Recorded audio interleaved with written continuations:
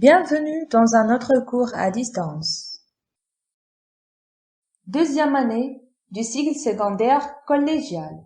Période 4, séquence 3, le nœud. Activité de l'oral. Objectif. Accorder l'expression non verbale à l'expression verbale.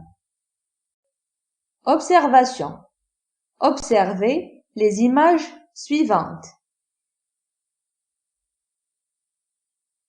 Sur la première image, nous avons des masques qui expriment des émotions différentes. Sur la deuxième image, nous avons des mains faisant des gestes différents.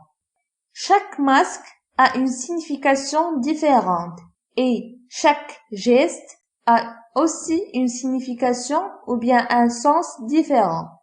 Prenons les extraits suivants. La pancarte tailleur est face au public. Le tailleur fait les 100 pas sur la scène. Extrait de la pièce de théâtre Le tailleur fou.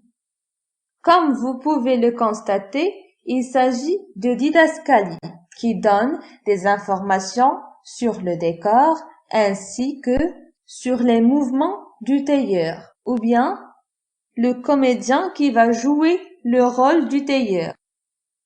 Deuxième extrait. Où courir ou ne pas courir? N'est-il point là? Est-il point ici? Ce passage est extrait du monologue d'Harpagon de la pièce de théâtre L'Avare. Harpagon, c'est le personnage principal de la pièce de Molière. Dans cet extrait-là, il est troublé. Il ne sait que faire, où aller ou ne pas aller. Donc, le comédien qui va jouer le rôle d'Harpagon doit s'exprimer d'une manière agitée, des mouvements par ici et par là. On comprend donc que les comédiens s'expriment sur scène par le verbal, ça veut dire la parole. Ils parlent, ils utilisent des mots, mais aussi ils s'expriment à travers le non-verbal. Ça veut dire ce qu'on peut voir sur scène, leurs gestes, leur position, leur posture ou bien leur mimique. Les comédiens s'expriment à travers leur posture. Ils peuvent adapter la posture en position debout, par exemple, en position assise ou bien en position allongée. Ainsi, leur déplacement sur scène a une signification. Par exemple, ils peuvent se positionner dans l'espace dans différents endroits, soit plus proches des spectateurs ou bien plus loin, allongés sur un canapé ou bien allongés par terre, à côté ou bien devant un objet, par exemple. Les comédiens utilisent la gestuelle. Et la gestuelle, ce sont les mouvements de la tête, des mains, des bras et des avant-bras.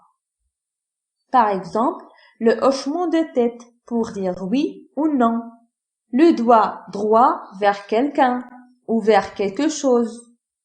Les mains ouvertes en haut, en bas, ou bien les mains croisées. Ça dépend du sens à transmettre.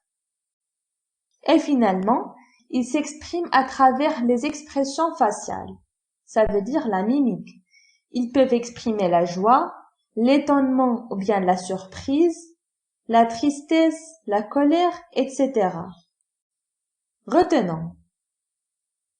En plus de la parole, le comédien s'exprime par son corps. Ses postures, ses positions, ses gestes, ses mimiques doivent être en accord avec le sens de ce qu'il dit et avec les sentiments qu'il exprime. S'exercer. Premier exercice. Lisez chaque phrase à haute voix en utilisant les moyens verbaux qui conviennent. Vous pouvez faire l'exercice face à un miroir. Première phrase. Tu m'as déçu. Deuxième phrase. Je suis inquiète Je crains le pire. Troisième phrase. Oh, quelle joie de vous retrouver. Quatrième phrase. Ouf, on l'a échappé belle. Cinquième phrase. Il est interdit de fumer ici, monsieur. Deuxième exercice.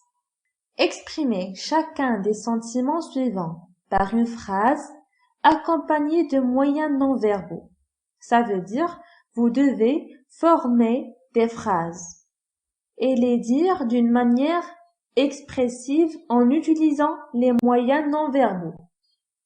L'admiration, la colère, la peur, la joie, la tristesse, le soulagement. Vous trouverez le cours en fichier PDF sur ma page Facebook. Visitez ma chaîne YouTube pour plus de vidéos.